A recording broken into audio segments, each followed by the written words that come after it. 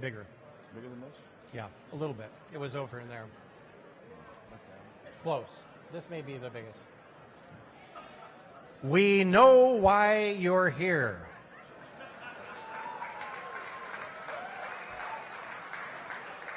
No one can really remember how many years ago it was before most of them were here again.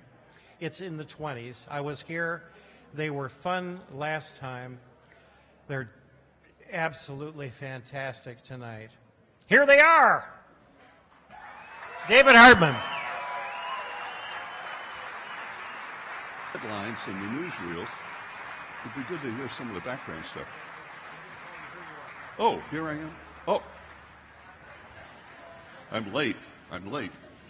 Hey, that is a tough act to follow, the Blue Angels. Holy cow. Anyway, good evening, everybody. To start our Apollo evening, attention to the big screen, please. And here's a little backgrounder on the space program from the 1960s.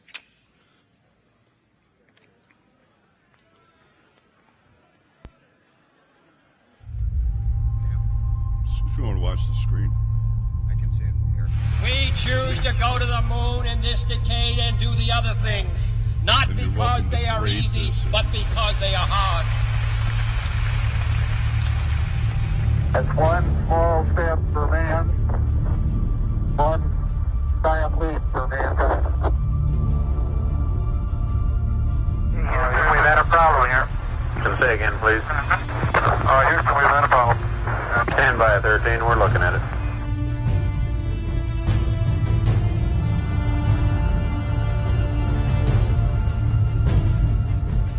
Missile Mars, go. RF systems, go. Propulsion, go. AMR telemetry. Elevating quality. Mercury gas, go.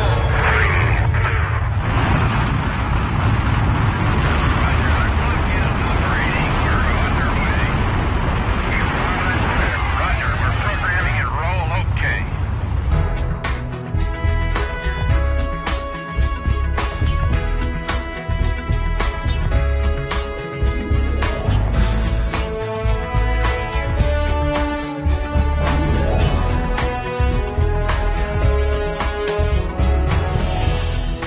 We are now used to having thousands of man-made satellites zooming around our planet. About 1,100 of them are active now. But until 1957, there was no such thing as a man-made satellite. That's when the Soviet Union launched Sputnik, they called it, into orbit. It was 184 pounds, a little bigger than a beach ball, and as it zoomed around the Earth, all it did was beep. And that beep told the world, we, the Soviets, are first in space, and we beat the United States in getting there. Then 4 years later, in 1961, the Russian cosmonaut Yuri Gagarin became the first human to orbit the Earth. And 1 month later, Alan Shepard became the first American in space. The space race was on. In April 1961, just a few months after he was inaugurated, President Kennedy challenged America. I believe that this nation should commit itself to achieving the goal, before this decade is out, of landing a man on the moon and returning him safely to the Earth.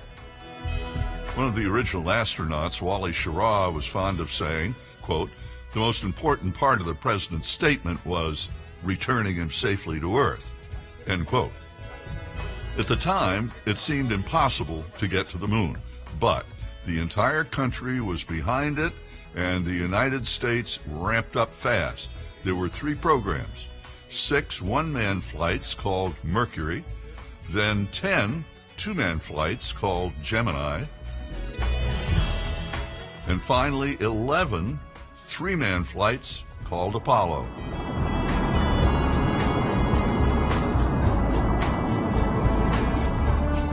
Each flight had new challenges and unknowns, and each flight built on the knowledge learned from the earlier flights.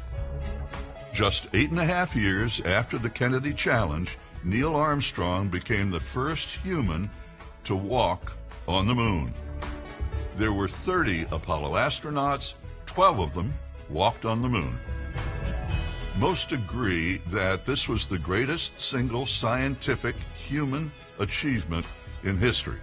It was accomplished by hundreds of thousands of dedicated Americans, patriots, brilliant engineers, scientists and managers, academics and technicians, and of course, risk-taking aviator astronauts.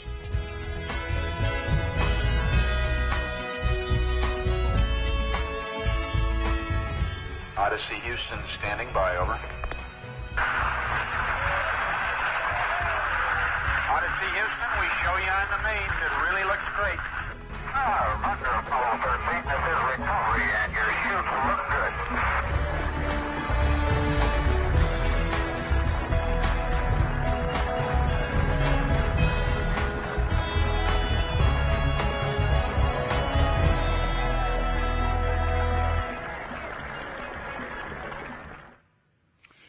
So welcome our panelists. Our first guest tonight is actually the only one who's not an astronaut.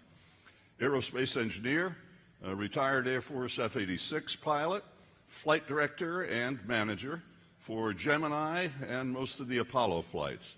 He is a huge part and the heart and the soul of the space program. Welcome, Gene Kranz.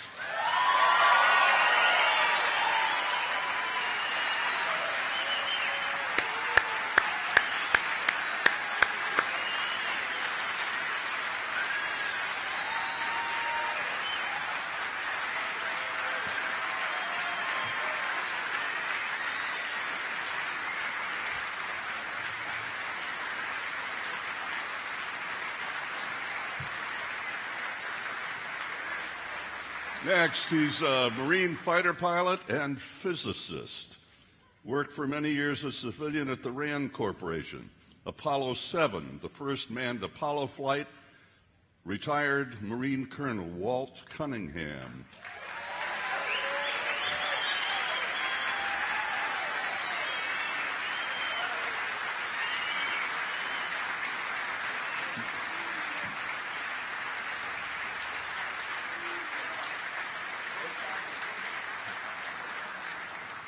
Annapolis graduate, naval aviator, attack pilot, test pilot, flew 2 Gemini missions and 2 Apollo missions. Retired Navy captain, Jim Lovell.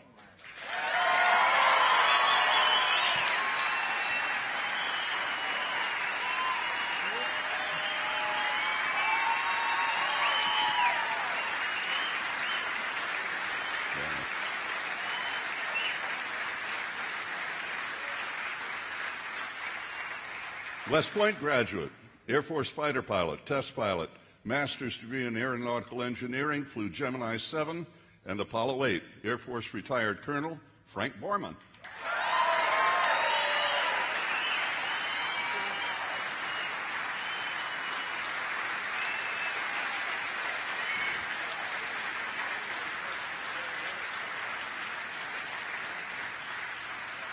Air Force and Navy fighter pilot, both.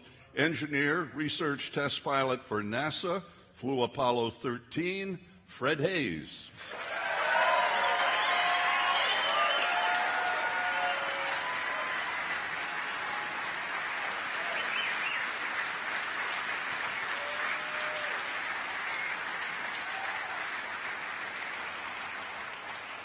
Another West Point graduate, Air Force fighter pilot, has a PhD from MIT in astronautics, flew Gemini 12 and Apollo 11, Buzz Aldrin.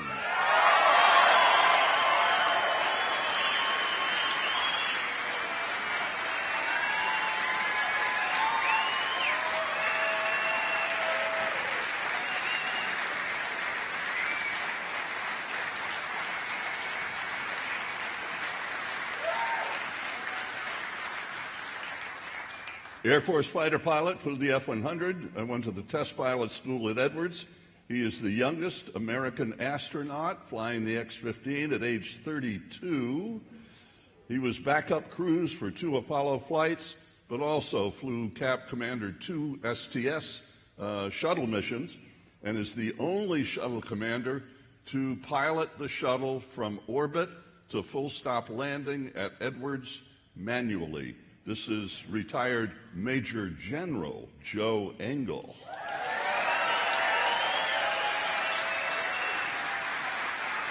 You outrank everybody.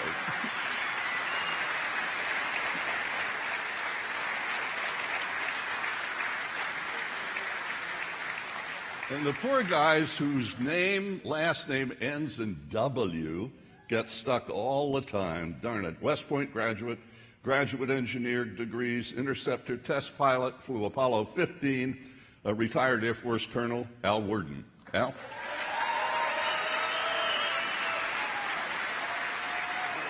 Yeah. Oh, we got too many chairs here. You know what? Maybe we can spread out. Yeah, spread out a little bit. It looks like, yeah. Huh? Wait, you can separate. So, you know, if you like the guy next to you, you can sit next to him. If not, you can, you know.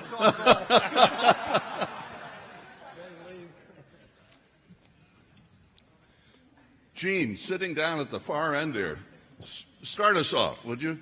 You know, we see so many newsreel, you know, the highlights of all the Apollo and all the Gemini missions, but we never or rarely talk about what it takes to get to become an astronaut. We hear some of the background, but Gene, criteria, what kind of criteria? I mean, they're all great aviators to begin with, but what is NASA looking for besides great pilots? Well, I think the first thing they want to do is find one of these astronauts that are going to respond to a flight director. And then after that, if that doesn't work, I turn the surgeon on them.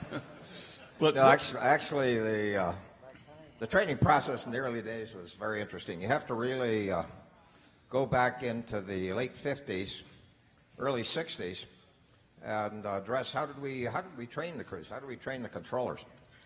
You know, the simulator that the Mercury astronauts had was basically what you would say a procedures trainer. It had basically a series of switches in there that represented what's inside the cockpit. And basically they provided an indication when they're flipped to an instructor at the console. So this was basically a procedures trainer. There was virtually nothing that you could do related to the mission except for the crew to follow the flight plan.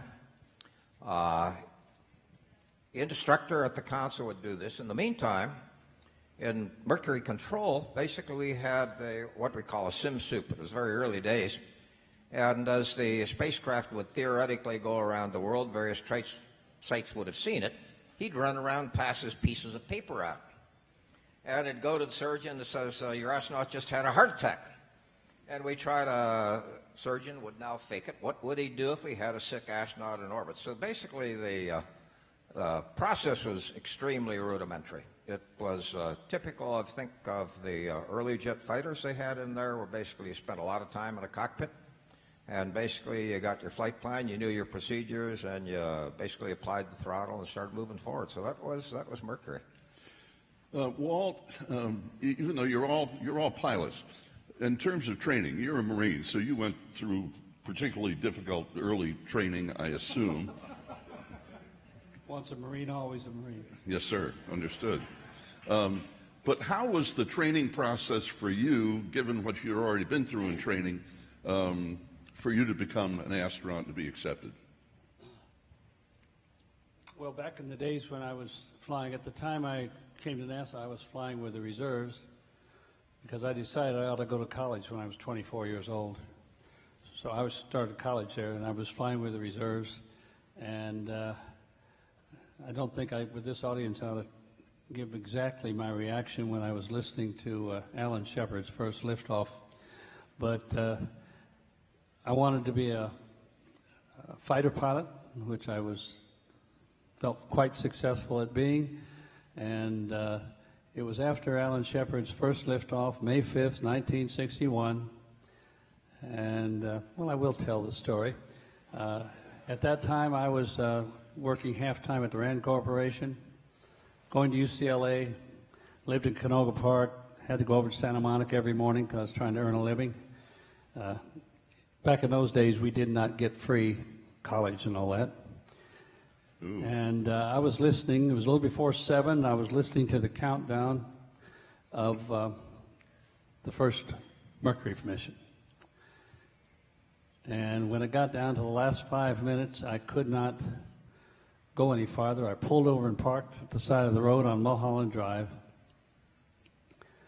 And I'll never forget, got down to 3, 2, 1, liftoff.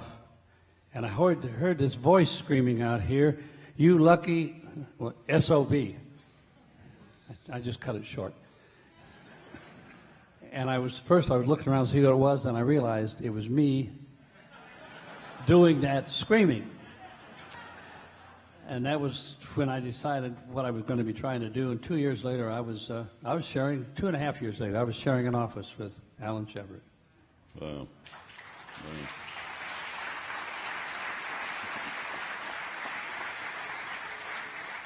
Frank Borman, Frankman, how was the training process for you once you were selected as an astronaut to be then selected to actually fly? How tough was the process, or not? Well, it really wasn't that difficult, but it was involved an awful lot of learning. We spent, you can hear me now? We spent an awful lot of time at the different factories, and we went to academic courses and so on. But it was basically a course in immersing yourself in a new industry. At least for me, it was new rockets. I don't know if you guys have been around rockets before. I never had been around them. Right. So, Al, even though you got W, right? I'm always last. Yeah, you poor guy. Right. But W, how was the process for you in adapting after the flying career? It really wasn't a very big transition. I was teaching at the Test Pilot School at Edwards. I had gone through the Empire Test Pilot School in England. I worked for a guy by the name of Chuck Yeager, who was a rather interesting individual. And Bob Buchanan was the deputy, and Jay Hanks, Norris Hanks, was the head of academics there. When I got selected into the program, I have to tell you, the first thing that happened is that I got assigned to Wally Schirra. And Wally was a captain in the Navy, and I was a captain in the Air Force, and I went in and let him know that we were both captains, and so I really didn't have to worry about what he had to say. And I found out that I was very quickly sweeping his floor and getting him coffee, because that's what happens to greenies. That's what happens to newbies down in Houston. We weren't worth much until we made a flight. But I didn't see a lot of transition for me, because one of the first things we did was we got checked out in T-38s, so we started flying. And then we went through a classroom session of about 6 months. And after that, got signed to an engineering program on Apollo 9. And of course, when we had the fire at the Cape, I was on the recovery engineering group at the manufacturer. And so there was a lot of engineering to do, and that would have been the kind of engineering I would have done anywhere. So it was only after all of that I really saw some differences. I got assigned to Apollo 12 backup, and then Apollo 15 prime crew, and it was quite different. Well, Gene Kranz, in the video, I talked about the fact that each mission was built on the successes and lessons learned from the mission before. How much was learned from Mercury leading into Gemini, and how successful was that process to get to the two-man flights in Gemini? I think the transition was relatively smooth. We had experienced crews coming out of the Mercury program that generally were the mission commanders, the commanders that moved into the Gemini program. So then they moved some of the newer astronauts in there. By this time, however, the simulation process had really expanded almost exponentially. We had basically systems that could fully represent the spacecraft systems. We had basically computers, a very simple computer on board the Gemini spacecraft, about a 4K machine. But basically this now provided the astronauts information as to some of the things that were happening to them once they got on orbit. I believe that the real breakthrough in training occurred during the process of simulation, because now we had an instrument that would basically complement the classroom and the learn by doing, because we all spent a lot of time in the factories, working the procedures, down at the Cape with range safety and all that. So basically it was a combination of learn by doing, okay, and then take that and apply it during the simulation training process you had. So those first Gemini missions, including Ed White, what was that, Gemini 4? Gemini 4. 4 was the first EVA. But those first few Gemini missions, how successful were they leading up to what we're going to talk about in a moment with Gemini 7? Well, Gemini 4 was the EVA. I wrote the procedures. Actually, I got a call because that was my first mission as flight director. And Kraft called up and says, "Are you ready for your flight director?" He says, "Yeah." He says, "That's good." He says, "Because we'd like to do an EVA." Ed White's been in training over in the laboratories over there with some of the equipment they had. And what I want you to do is go over and basically get fully knowledgeable of the equipment he's using, what are the tasks he's trying to do, what are kinds of limitations they got when you apply it within the spacecraft. And basically it was just to sit down and talk yourself through what you were trying to do and then try to translate that into procedures. And we had a marvelous crew systems division with absolutely superb engineers that were providing the hardware. So again, it was one of these things, you know, at that time, risk was virtually everything we did, but basically we became adept and good managers of the process of the missions we flew and basically controlling the risk associated. What happened with 6 that led to 7 that Frank and Jim flew? What happened with 6 that allowed 7 to happen? Frank or Jim, you want to grab that? Jim? Well, of course, what happened to 6 that permitted a lot of different things to happen, which was sometimes the way to go, was the fact that 6 was all set to do the first rendezvous. And it was, what was it? It was Frank, no. Gina. Well, Gina, but who was in the 6th? Buzzle? Stafford and Schraub, that's right. Stafford and... I apologize for him, he's getting old. We're the same age. Anyway, Stafford and Schraub were going up at 6, and the Gina was launched. The Gina was lost, and so they had to recycle. And here's where good management came into play. 7 was going to be a 2-week mission. So can we recycle Apollo or Gemini 6 to go rendezvous with 7? Now 7 did not have a docking device on it, but can we just, you know, prove out the rendezvous? So that's exactly what they did. We were up for about 8 days, I think, at the time, and then there was a second attempt to launch, and the engines ignited on the vehicle and then shut down right away.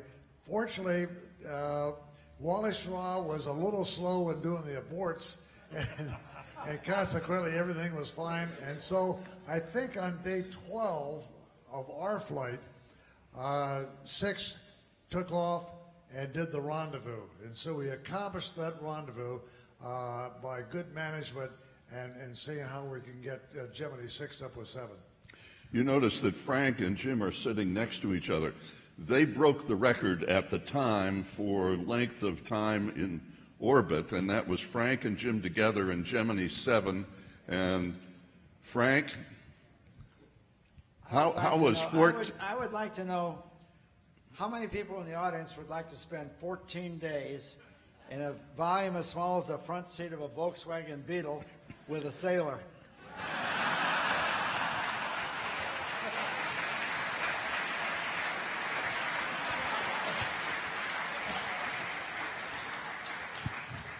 I know plenty.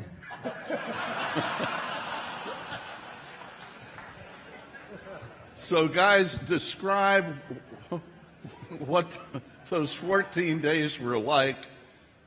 Togetherness takes on a new meaning, perhaps. Well, as a matter of fact, we got down after 14 days, and we're on the carrier. The first thing we did, we looked at each other and we said, we just wanted to announce our engagement.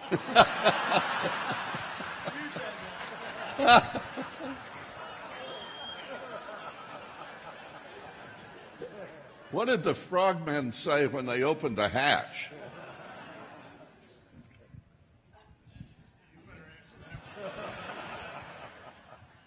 Well, it was pretty smelly in there. There's no question about it.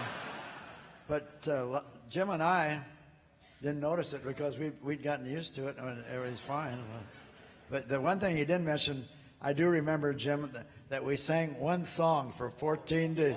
One song. Let's pretend that we're all together, all alone. You remember that Jim Reeves song? Put your sweet lips a little. I didn't know he was transgender at that time.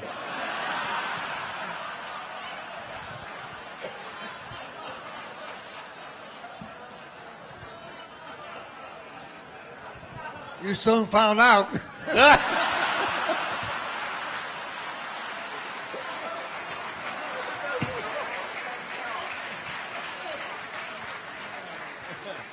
You know, it's kind of interesting to get two people so close together and no place to go, no way to move out, that I think either I or Frank lost the toothbrush.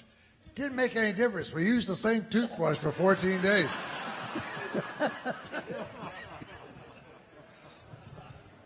So the mission was a success in more ways than one.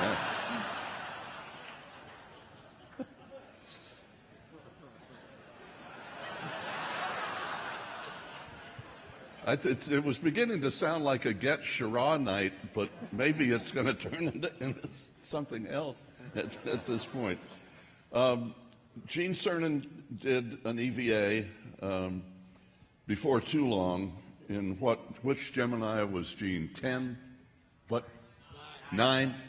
9. And how did that go, Gene? Or who wants to grab that? It was I think Cernan described it properly. He says that was the EVA from hell. Yeah. So as a result of Gene's experience, which he used to rest his soul, his description of it really told that story and how difficult it was. But that was a message to leadership, right, that something had to be done. Well, the key thing was first of all, the task they laid out really didn't fit the experience level that we had in EVA by that time, first of all. Second thing is they had not established the anti-fog compounds they needed to clean that visor because he was virtually flying blinds for the best part of the EVA. And the third thing is that we probably should have looked better at the exterior of the spacecraft because his traverse path back into the cockpit was a lot tighter than we thought. So basically it was, there was a very strong learning, but unfortunately we did not really use what we had learned in the 10-11 mission. It was only when we got to 12 that we really understood the nature of EVA and learned to train the crews in the neutral buoyancy environment. So Jim, that was your commanding a second flight. That was your second flight, but Buzz, you were the guy that was training to do that next EVA. What was the training process to make your flight a better one, your EVA a better one than what Gene had? Well, I'll start, but I'll let Buzz finish. There's essentially three. You stayed in the spacecraft. There are three essential failures. 9 tried.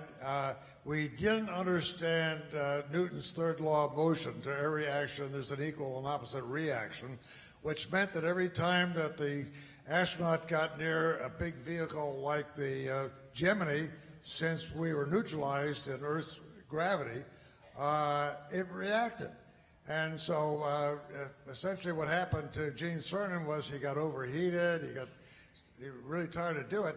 And this also happened in Apollo 10 and Apollo 11. And then there was Gemini, I'm sorry, not Apollo. Gemini 10 and 11.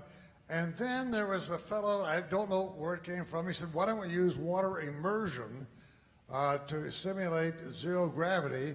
And so on Gemini 12, and I'll let Buzz tell the rest of the story because he's the one that actually in a boys' pool in Baltimore, we were able to sink a simulation of the spacecraft, and we put Buzz in a space suit which could be just as well underwater as it is in space. We made him neutrally buoyant. We said, Buzz, don't try to swim. And then we went down and looked at various handholds and footholds. But Buzz did all that work to come up and make Gemini 12 successful. So, Buzz, what was that training like for you? Well, I'm glad that you heard me okay? Yeah, fine. I'm glad that Jim gave us all the preliminaries all about EVA, you know. Now, this maneuvering unit, the AMU, it was a #1 Air Force experiment on the whole program. And the crew that was originally going to fly on Gemini 9 was commanded by Elliot C., a civilian, General Electric test pilot, and perhaps one of the best Air Force test pilots we had, Charlie Bassett, my backdoor neighbor. So an Air Force person was going to fly the #1 Air Force experiment. Well, unfortunately, that crew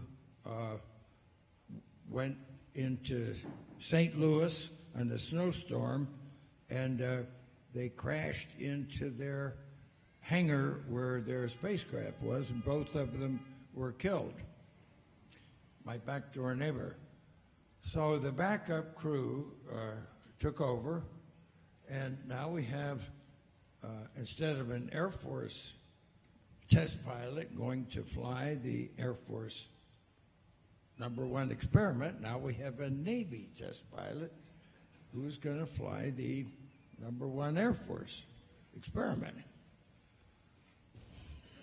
Now, this is the way you should have told it, Jim, from the Navy.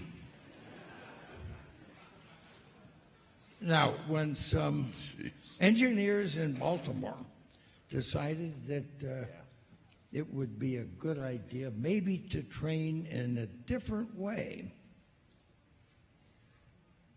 and a few of you test pilots said, well, how in the world can you simulate being in a vacuum up there by being underwater, you know, moving around? Well, see, I'd been scuba diving for 8 or 9 years at the time, and I really felt that this was going to work, and it really did. And we did a lot of good training. I can remember standing in the pool, waist deep, seeing Gemini 11 lift off. You don't remember that? Well, where were you? You were supposed to be there with me. No, he was watching me, yeah. Well, anyway, Gemini 11's rendezvous didn't go too well either. So the pressure really was sort of on us. The last flight out of 4 main missions of the whole Gemini program were long-duration space flight, computer guided re-entry, rendezvous in space, and spacewalking, so that we would know how to do things out on the lunar surface. And I had done a little bit of studying about rendezvous. As a matter of fact, while I was at MIT, I got a call from Ed White, who I'd known from West Point. We were in the same fighter squadron. And he said, you know, I've been through the test pilot school, got a master's degree, I'm testing airplanes. And he said, I'm going to volunteer for this second selection process of astronauts. This was I think in '62. The question was EVA, I and know. how do we solve that problem? Well, I'm Going getting underwater to it. and using water immersion. Because Ed said, I'm qualified. And I said, well, okay, so I haven't been through the test pilot school, but I'm doing some pretty interesting things up here at MIT. Now, Buzz, I was picked in the third group Now, I show up in this program with all these experts, and I happen to get involved in the training of some of the astronauts, Wally Schirra and Tom Stafford, and some others for the early rendezvous flights. So I remember having a conversation with Deke Slayton. I said, you know, I would really like to be along on one of these rendezvous flights in the Gemini program.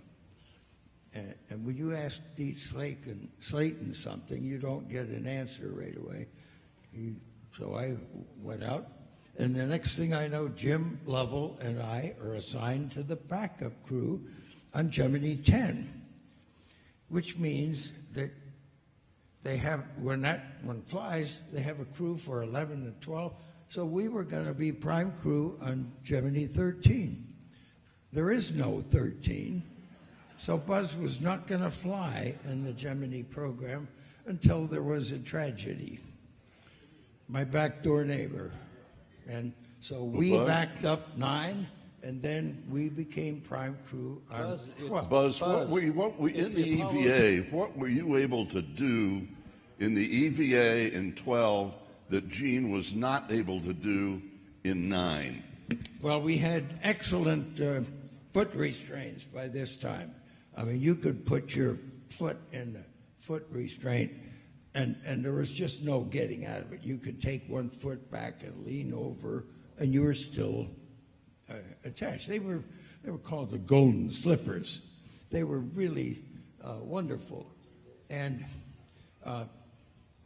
as I was training for this astronaut maneuvering unit, and I really felt like we were going to have a really good, successful last mission, and somehow NASA felt that the series of missions where spacewalking had not been too successful, and they decided to cancel this #1 Air Force experiment in the whole Gemini program. And that was my biggest mistake, not to tell them that I really knew what I was doing with the kind of training underwater. But I let it go, and they removed that experiment, and instead there were just sort of Mickey Mouse things to do in the back of the adapter, hook a piece of Velcro together, screw this thing, and throw this switch. And so obviously it was a very successful rendezvous. But the EVA. The EVA, yeah. So what did we do? We went to a Navy place, Pensacola, and everybody got checked out in scuba diving, even the Navy guys. So you had a successful Gemini 12, which was the end of the Gemini program, right, Gene? That was it. So then, and then we're on to Apollo, and of course, Randy, did you want to jump in with something there that I cut you off? I apologize. No, we're fine. At the time that we were flying Gemini 12, many of us were working that mission. We were also getting ready for Apollo. Right. So we had the first of the Saturn launches there. So basically we had both control rooms up and operating there. And that was probably one of the toughest times from the standpoint of scheduling and training we ever had. So Apollo 1, you know, the tragedy of the fire in Apollo 1 and losing Ed White, Burge Grissom, Roger Chaffee. Frank Borman, you were the only astronaut on the investigating committee, the 21-month period. What happened in those 21 months? What was the process? What was learned? And how confident were you when you got to Apollo 7? Well, I think the genius of Jim Webb, who was the NASA administrator, shone through there, because he convinced Congress to allow NASA to investigate itself. And they appointed a group of people, of which I was one. But the investigation was no holds barred, and it was a very hard-hitting indictment of both NASA and North American. And I think that out of that came the Block 2, we called it an improved Apollo spacecraft that eventually was very, very successful. And I honestly believe, had it not been for the fire, we might have had a in-flight tragedy that would have canceled the program. So I think that NASA at that point was probably the finest managed federal bureaucracy that's ever been in place. And sometimes I look back on it.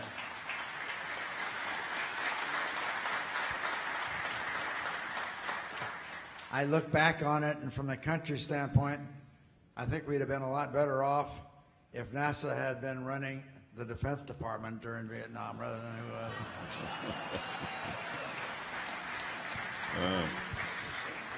Fred Haise, you know, we're not up to 13, obviously, yet, because we're going in sequence here. But what, in terms of personnel and training, what were you doing while all these other things are going on to bring you up to speed for whatever you would be assigned down the road? Well, at the front end, when I joined the program, was the same as Al described. We went through about 6 months of textbook training, some rudimentary field trips, first geology field trips, and then we got assigned to different disciplines. And I got assigned to Jim McDivitt, who was going to fly the first limb, and Ed Mitchell and I. And he gave us very simple marching orders. He said, I want you to go to Grumman and make sure I got a good limb. That was it. So Ed and I together, I'm sure mutually, I know I spent 7 months out of 9 months at Grumman in test. And I'd been in tests in every vehicle up through 6. In fact, I did not do any tests on the one we flew on 13. But I'd been in vehicle tests, sometimes slept in limbs. I probably had several weeks sleeping in limbs when the test would get halted, and you just stopped and waited for the next things to get figured out and proceed. So that was kind of what I was doing in that period. In fact, I was up at Grumman at the time the Apollo 1 fire came, and Jim called me and said, come home. So even though you weren't assigned to cruise at this point, and back to Gene for a moment, everybody was deeply involved in this whole engineering process, working together to make the whole program work? I think we were very fortunate because not only we had top-level leadership that made things happen, we had a mission control team now that become probably the finest systems engineers that existed in the planet at that time. Because generally our training process, you started training early, was to send the controllers out to the factory, get to know the people who are doing the design and testing, bring back the bundle assembly drawings that was used to build the spacecraft, translate them into documentation that you could use in real time. We did the same thing up at Draper Labs, get the program listings and then decompose that to stuff that was useful. So this is the sort of background we had when we went in to help Frank and the team that was looking at what do we got to do different for this next generation, the Block 2 spacecraft. After the fire in Apollo 1, Gene, you had a meeting. What did you say, and what was the result of your... Well, this was, I had a bunch of young pups. They'd never been through a disaster of this type before, and I got them all in the conference room. And I started off talking about the fact that we ought to assume responsibility because we were behind the power curve in our work in mission control. The control center wasn't ready. The training process wasn't working. Nobody really had done their job. And I think across the board from a standpoint of program, we all had to assume responsibility for that particular failure and the loss of the crew. And basically I talked about and established 2 words, which are going to be the sounding board. We're going to use tough and competent. We're going to put it on our blackboards, and we won't erase it until we finish the Apollo program.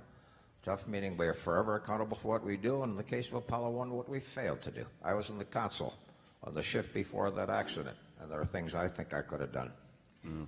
Walt, so you're on the crew for 7. First manned flight.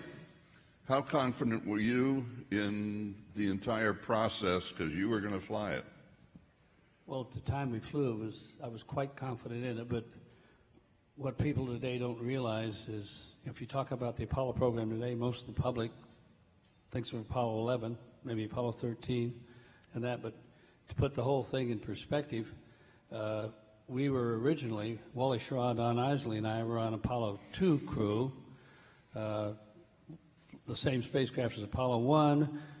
All the changes we were trying to make in it caused a lot of delays. It got canceled. Then we became the backup crew for Apollo 1.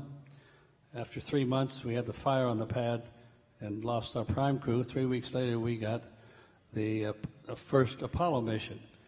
And I have to tell you that the spacecraft was certainly not great, like Gene said, but in the next 21 months, we lived at the contractors. I was on the road maybe 275 days one year, I remember. But we, I think it was 1,040 changes that were made in the spacecraft, some of which were for the systems and the mechanics. But a lot of it was for the operational changes that we had wanted to do before and had been passed up because of the delay that it would cause in the schedule. So we got all those kind of things in. So when Apollo 7 actually flew, it was the most successful first test flight ever, even to this day. And I'll add one more thought here, what the public doesn't think about. That was the first of 5 giant steps to the moon, every one of which was very critical. And we tested the command module.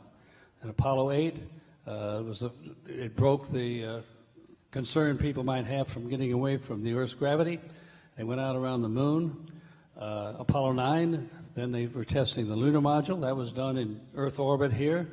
I think that was a pretty risky mission because if they couldn't get back together, there was no heat shield on the lunar module.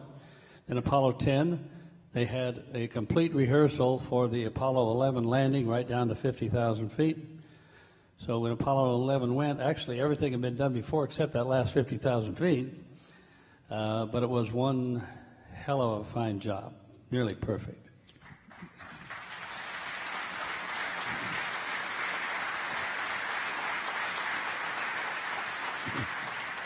Frank and Jim.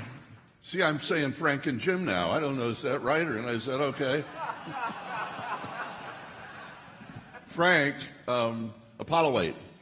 The mission was changed from what to what and why? Jim and Bill Andrews and I were originally on Apollo 9, which was really a repeat of Apollo 8, a Earth orbital rendezvous mission with a lunar module and a command module.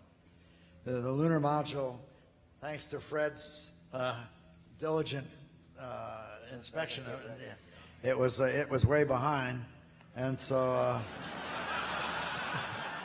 they. I didn't mean it that way. I mean you're making it perfect. and the CIA had pretty good information that the Soviets were going to go around the moon before the end of the year. So we were out at Downey. I got a call from Deke Slayton to come back. I got in the airplane, went back there, and I walked in the room, and he said, "We want to change Apollo 8. I want to change your mission to Apollo 8 and go to the moon in a lunar orbit mission in December.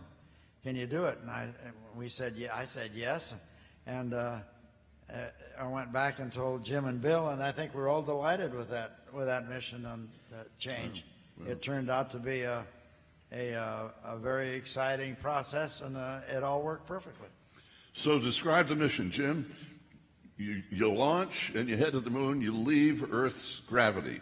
First time human beings had ever done that, right? Well, there are certain changes that were required. Number one was the fact that we weren't going to do an Earth orbit, but we're doing the navigation 240,000 miles all the way to the moon. So one of the changes that had to be made in the short time that was allotted was changing the whole navigation system.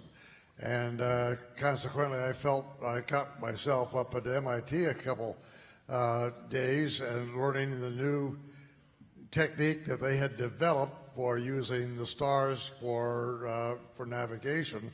And then, of course, our other job was looking for suitable landing spots to make sure that the spacecraft that would land, which we didn't know at that time, we'd have the greatest chance of survival. So those spots would be the smooth areas.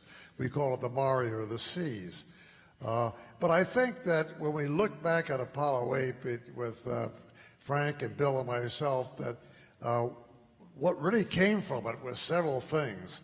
One, and I think that Bill says it graciously, Bill has also always mentioned that, hey, we went to the moon to explore the moon, and we discovered the Earth, which I think it puts it in just one thing.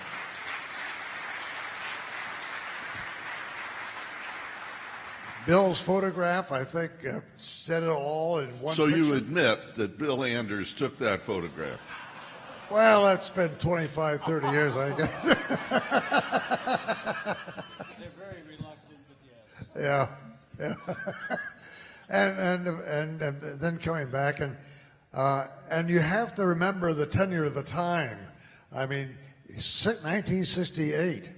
The Vietnam was going on. There was dissidence in the universities. There was 2 assassinations of prominent people. There was disruption in the Democratic convention.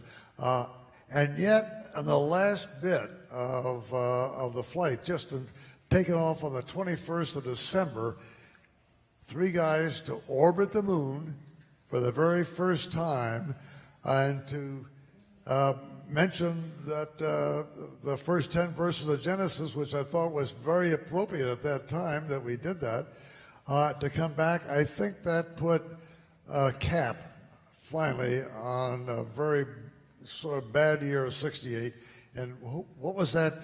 You got an email, or not an email those days, a telegram, I'm sorry. Thank you, Apollo 8. You saved 1968. Wow. Saved 1968.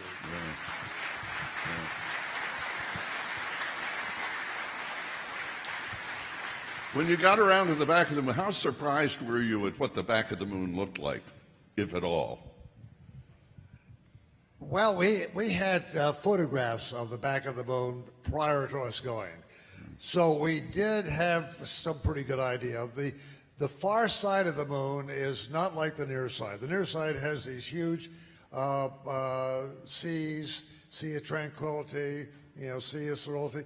The backside is more concentrated in smaller craters, lots of craters. There's 2 prominent features that the Russians first found, because they were the first people to actually photograph the backside. But the only thing that really came out of their photographs was one of a crater called Tsiolkovsky, which is a beautiful crater with a white center and a dark mare in the middle. And then the Sea of Moscow, which they named, which is the one sort of large area of a hit of something, much like the near side. But most of it is gray sand or gray looking, no color whatsoever, sort of forbidden in a little way, some awe-inspiring in some other way, and it was something that you realized what was there, and it was challenging. But like I said, I think what we brought back, more so than the later lunar flights, because the ones that landed on the moon, that was their job. Our job was really to open up the fact that what we really had back here on Earth, that for the very first time. What was that moment like when you came around, when you finally saw Frank, when you finally saw Earth? I don't hear too well. What'd you say? What did he say? Well, he said, what is it like when we first saw Earth? Well, I think that was the high point of the mission for all of us looking back at the Earth. It's the only place in the whole universe that had any color. And we were a long way from home, and that sort of focused our attention for longer than it should have. I had trouble keeping these guys busy doing their job because they were looking at the Earth. But I want to mention one other thing. We had, 4 months, right, Jim, to prepare for and usually it takes at least over a year to prepare for a flight. And in one afternoon, we were able to knock out a flight plan for Apollo 8, thanks to the genius and the leadership of Chris Kraft, one of the great, I would say, heroes of NASA, and the only one that's still living. They're all. So I think any discussion of the Apollo program is remiss if you don't mention the part that Chris Kraft had in it. What was that?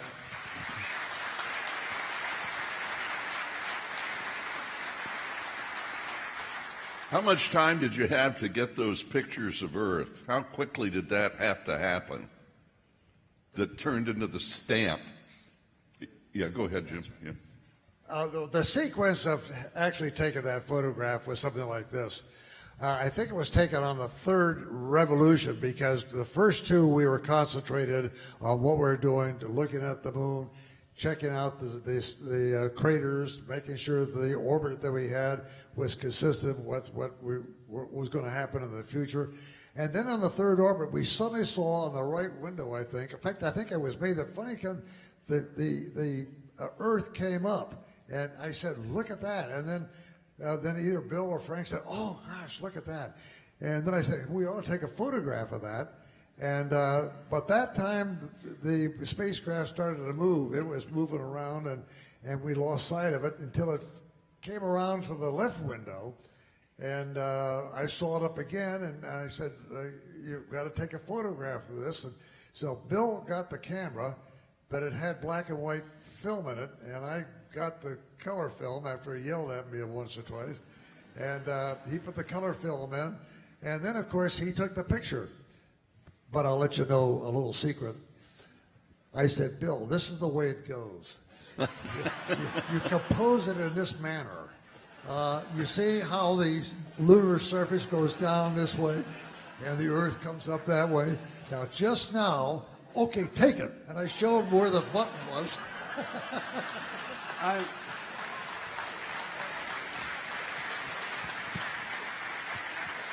I'm going to tell Bill what he just said. You know, you could do that right now, Walt. You know, you got one of these if you want. Jim, I Frank. remember there was a time when Neil was a backup on Gemini 8, and you and I were on the crew because Mike Collins was on Gemini, or the E mission to begin with. Neil was Gemini 8. Let's go back to the Bible. Whose idea? Where did that come from for you? You three, you and Bill. It's a good thing. I think Frank could probably really tell more about exactly how we read the first 10 verses. As one of the geniuses of NASA, and one of the things that I thought was unusual again about this organization, we were told about 6 weeks before the flight that we were going to have a television program around while we're going around the moon that would probably have the largest audience that had ever listened to a human voice.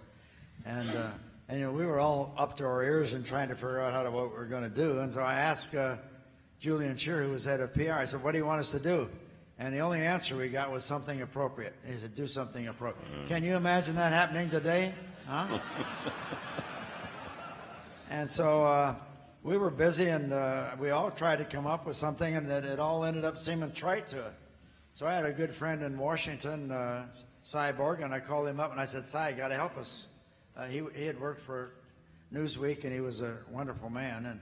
And he tried to come up with it, and he couldn't. So he finally passed it off to a friend, Joe Layton, I believe it was.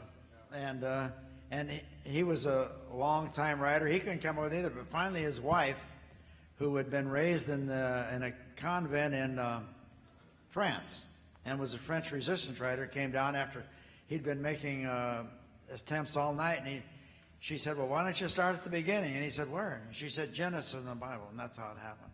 Wow.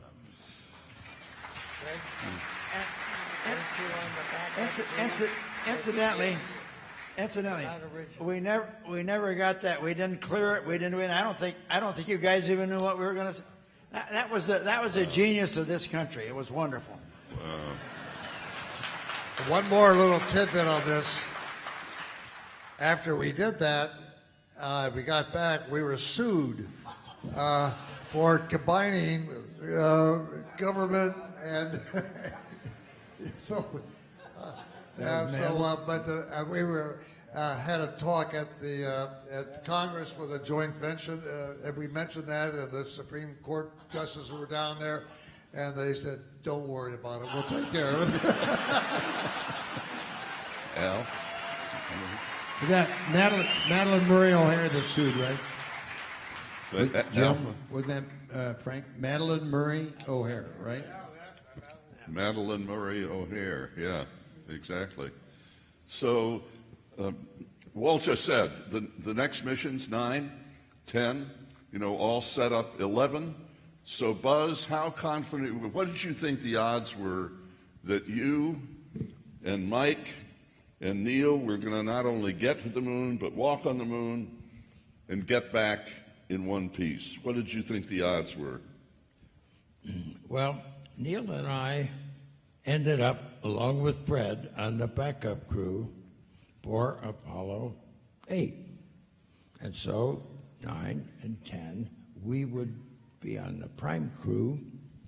But Neil felt that Mike Collins had missed the flight on Apollo 8 because Jim Lovell was going to fly with Neil and I, and it wasn't because Jim Lovell talked so much that he moved to Frank's flight on Apollo 8, but it was because Mike Collins needed a back operation for a pinched nerve. So that's why Fred ended up on the backup crew for Apollo 8. And now Neil felt that Mike, having not been involved in Apollo 8, should be involved in Apollo 11. And I guess they finally felt that I was up to that kind of a mission. So when the announcement did come up, I remember going back and saying to Joan, we're going to land a mission, or going to make a try, and I would almost prefer to be on a later flight that does more interesting things.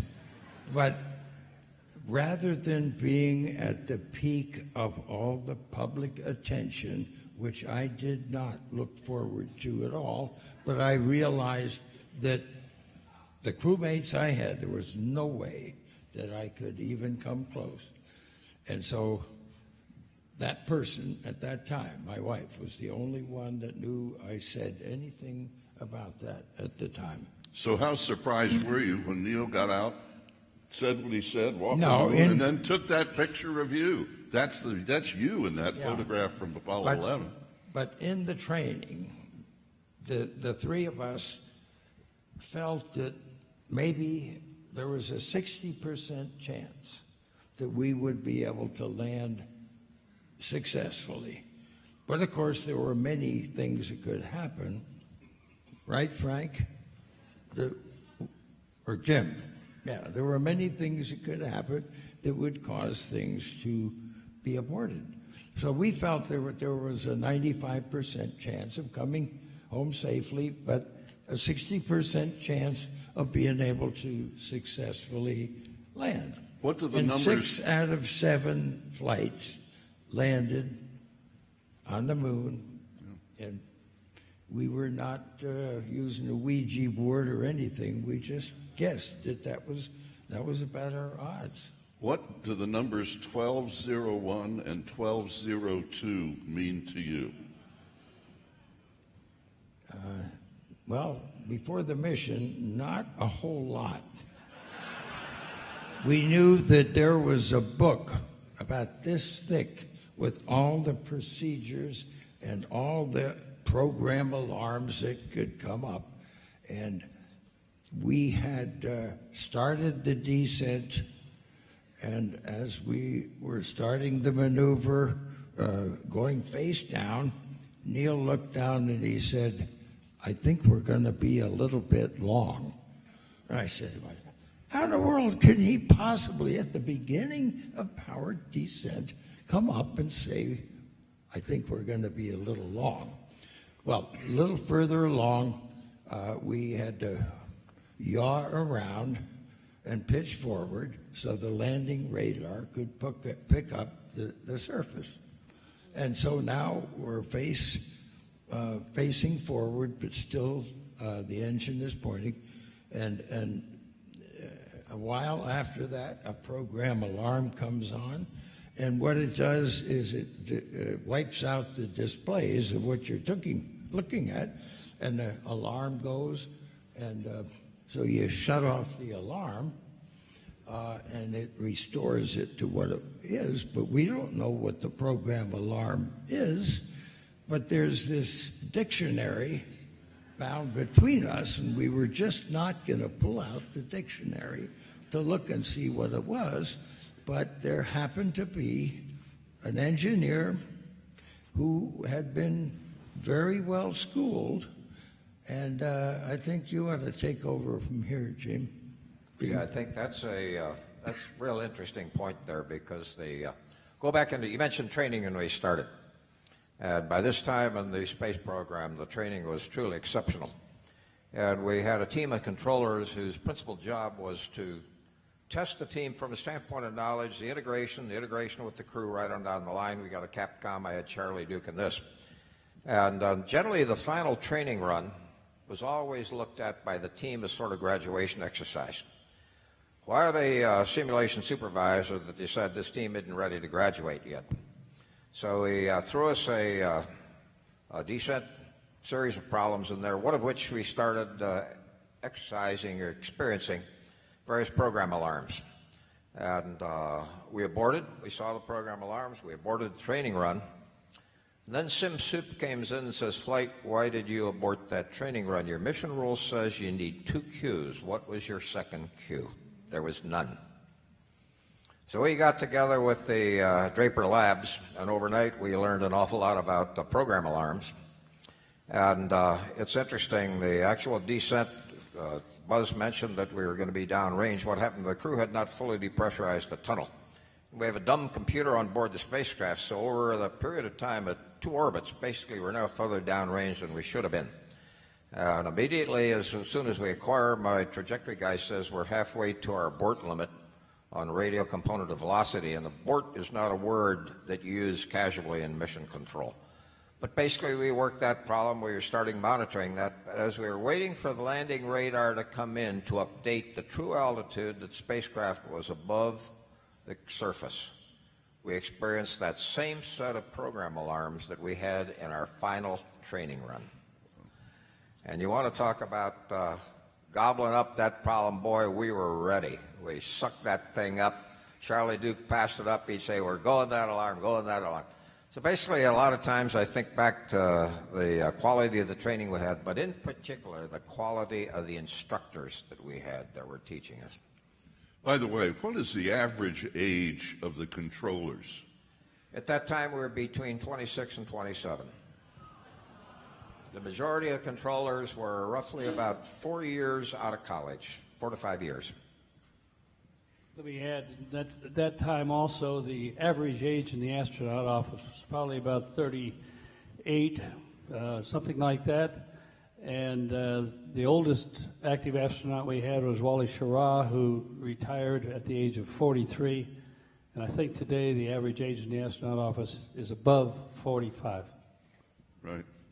Gene, you had an experience on a simulation flight that had a program alarm before Apollo 11 launched. We had some alarms of that type back in the Apollo 9, but basically we found that was really an aberration that was in the simulation software at that time. That was not really an issue. But again, that brought us up to speed to look at computer program alarms.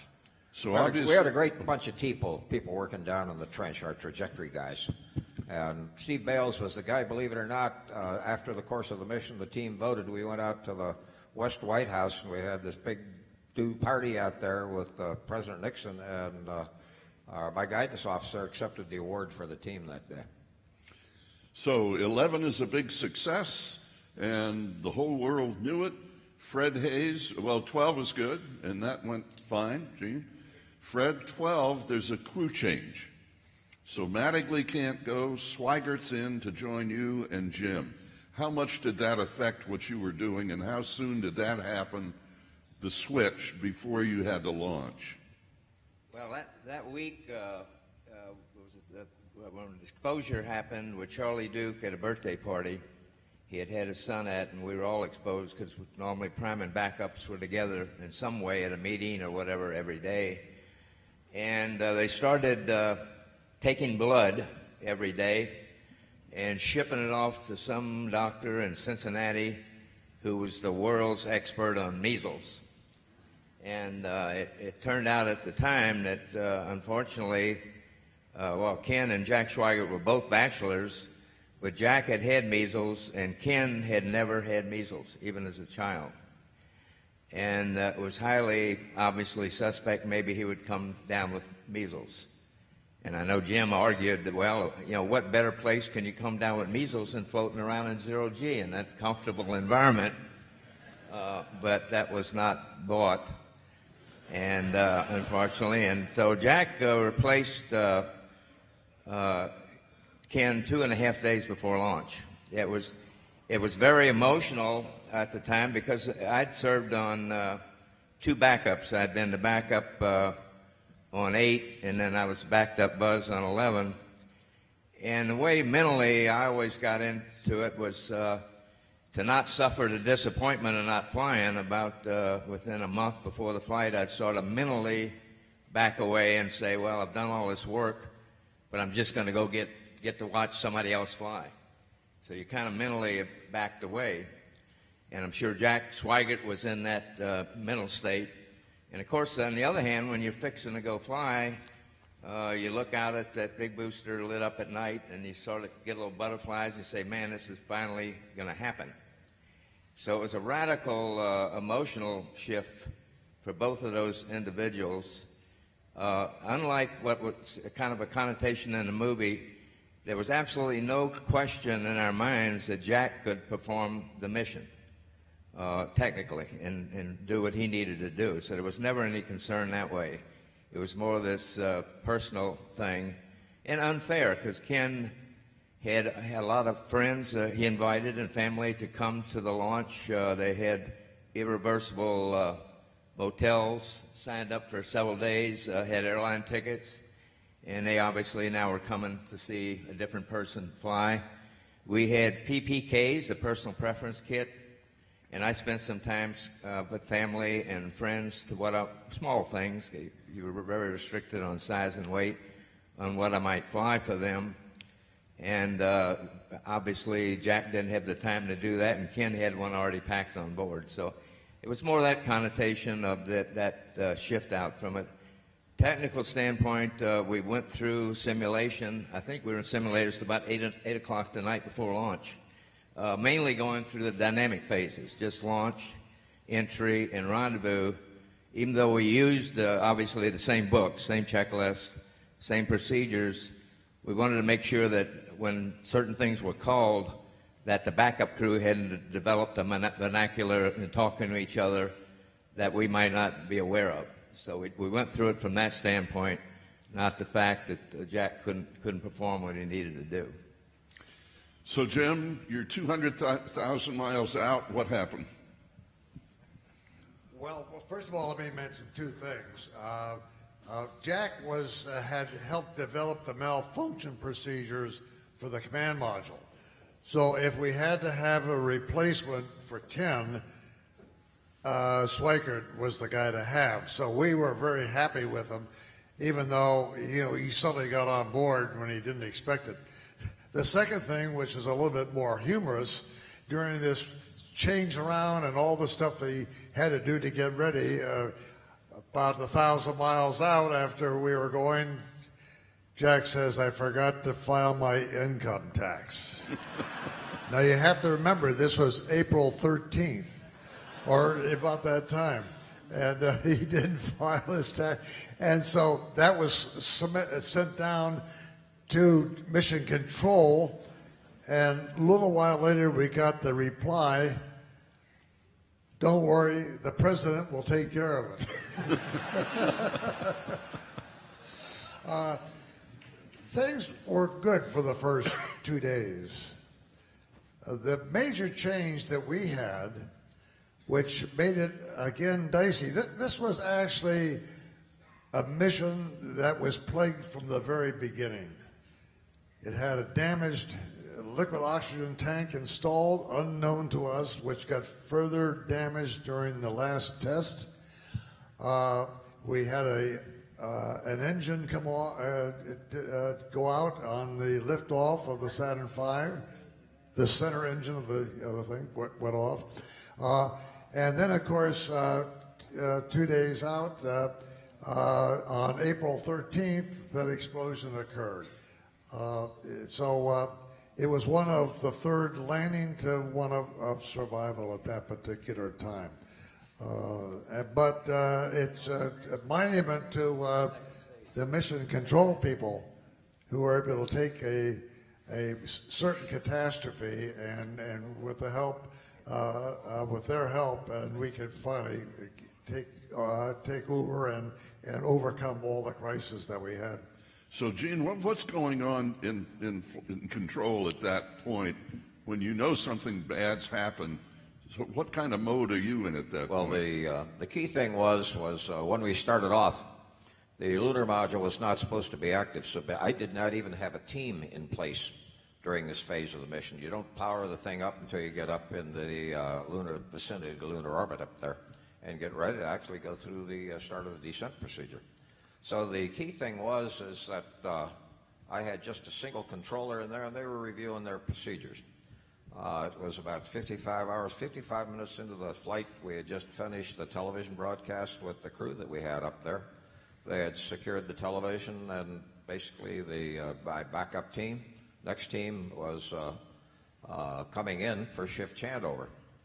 So we went through the normal pre-sleep checklist and got down to the final item, which requested a cryo stir. Now, the fuels we use on board the spacecraft, cryogenic oxygen and hydrogen, and basically they tend to stratify and develop into two-phase condition, part liquid, part gas in the tank.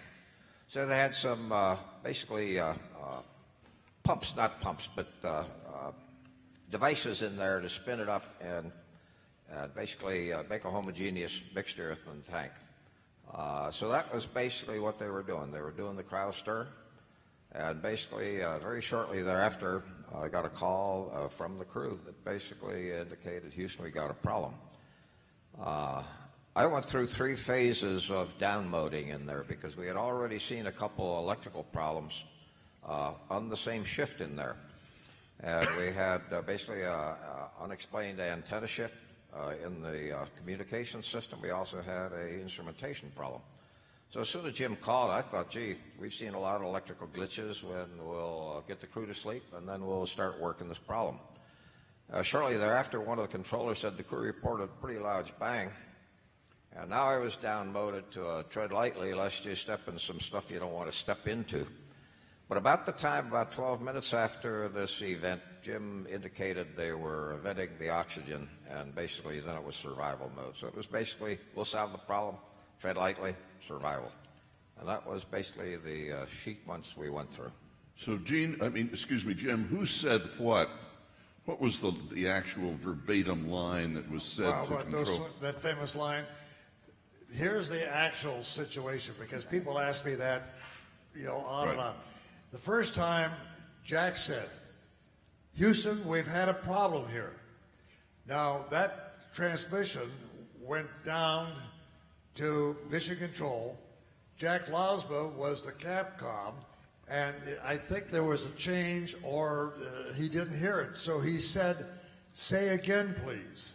And then I said, Houston, we have a problem here. I repeated what Jack said. I said, we have a main B bus undervolt. That's the electrical problem, which I first relayed to Mission Control. So that's how that whole sequence came, and my only regret is that I didn't incorporate it or do something. So when you looked out at the explosion, what did you see? Well, what had happened? It dawned on me when accident first occurred and we lost 2 fuel cells right away. I saw that and they went out the line. But mission controls, or mission rules stated that if you lose 1 fuel cell, the landing on the moon is off. 1 fuel cell alone will give you enough electrical power to get around the moon and back home safely. And so there was a wave of disappointment right now because I thought to myself, you know, I've been here already. My idea is to land on the moon, not just to go around the moon. And then I looked up at the instrument panel, and my eyes focused on the instruments that told me the condition of 2 huge liquid oxygen tanks. And when I looked at the quantity gauge of one of those tanks, the needle read 0. And when I looked at the quantity gauge of the second and last tank, I could see the needle go down ever so slightly, but something that you would never see in the normal usage of oxygen on a flight to the moon. And that's when that old lead weight went down over my stomach, and that searing sensation you get when you're in deep trouble and don't quite know how to get out of it. So what happened then, Gene? Yeah, one of the things Frank mentioned earlier was the quality of the leadership we had. Throughout this entire problem, particularly in the first 24 hours, they didn't seek out briefings, et cetera. They were following along, and their question was, how can we help you? And that was the kind of people that we had in there. They were letting the young pups work the problem, but basically they were superb, our bosses. So how quickly could you make decisions, and what were they about what you were going to do? Well, the first thing was, in the first hour, it was to get the crew back on a free return trajectory and basically get them coming home. We also recognized that we're going to have to use the lunar module as a lifeboat. Now, fortunately, as a result of training, we had developed a lot of these procedures during the Apollo 9 mission. So we had a benchmark to start, but the key thing was getting the people in place to start working the problem. So who on the ground did you have working the problem? I mean, is there a crew in the module at that point who's... No, we didn't have time to get into simulation. We were trying to get to a stable position with the crew and the spacecraft so we could get time to think. And the key thing is that we knew that the command service module was going to die because we had pulled 2 of the fuel cells offline. The 3rd fuel cell was about 20 minutes from going south on us. So we got the crew over to the lunar module, and then it was to get that guy powered up sufficiently so we could transfer the navigation data from the command module, which is going to die, and get it over in the lunar module. So basically we had that entire process going through, and it was really interesting to watch that team work. It took about 20 minutes before everybody started working in the same direction. But once we got moving, we moved. So Fred, what was going on with you 3 guys? Well, when this happened, I was still in the lunar module putting away things we had pulled out because we just completed a TV show. You'd appreciate that. And the show had to go on, right? So I was putting away the equipment we had pulled out. When I got up to the right seat and looked at the panel, I frankly didn't pick up the fuel cells, but I did notice that tank 2, oxygen tank 2, quantity, pressure was down, and that meant an abort. There's no question that when you lose a single critical element in a system, I didn't have to reference mission rules that I knew the landing was off. So I was just at that time sick of my stomach with disappointment that I trained through 2 missions, and here was the big chance, and it was gone in an instant. The next thing that hit was confusion because we had 7 caution and warning lights on, a master alarm, and a computer blue restart light. And it did not make sense because these spacecraft are very simple. Each system stood alone on its own. They were simplex in that sense. There was no big computer that was integrating everything. So there was no way one failure could have caused all those lights in different systems. In the RCS, we had AC overload, we had DC undervolt, and the cryogenic lights on, and it just didn't make sense. Kind of in simulation, we had a rule, sort of a standing rule, that when they gave us failures, they normally would not give us one failure, more than one failure at one time in one system. It's kind of like, I guess, God was not going to be so unkind as to give us more than one failure at one time. So this was, but it turned out that many of the lights were false lights. The G-shock of the explosion had closed some of the valves, had overcome the spring tension, and some of the gas and the RCS valves and valves that normally were open had been closed. Now on our panel, we had a little talkback that was gray and barber pole to a switch you'd move to tell you it was open or closed. But we did not have, that was not connected to the valve. That was connected to the switch. So it wasn't until Mission Control, who had telemetry to the valves, noticed that and had us recycle some valves, most of those caution warning lights went away, except the ones obviously involved with the electrical system. There was one little incident that's kind of interesting because it shows some of the thought process that's going through.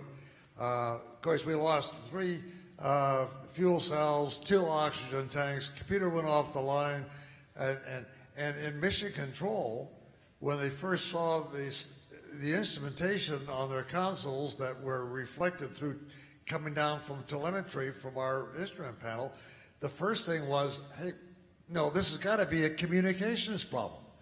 You know, we can't lose 3 fuel cells, 2 oxygen tanks, and do all this at one time. I mean, don't we believe in redundancy? Don't we have reliability at those 16 nines or something like that? And so it was a little time, wasn't it? Until finally it dawned on everybody.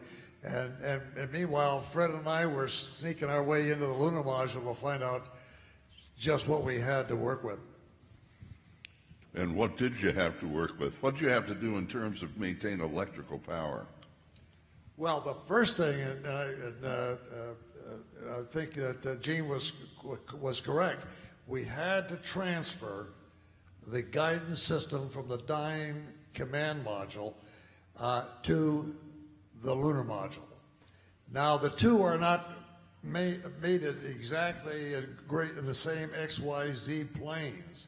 So there was a correction that we had to do from the angles that the command, that Schweikert sent to me, to what I had to put the correction in before I could put it into the lunar module computer system to make sure that the guidance system of the lunar module corresponded to the same position of the spacecraft that we had that we did have. And so I got the angles, and then I asked them to say, would you check my arithmetic?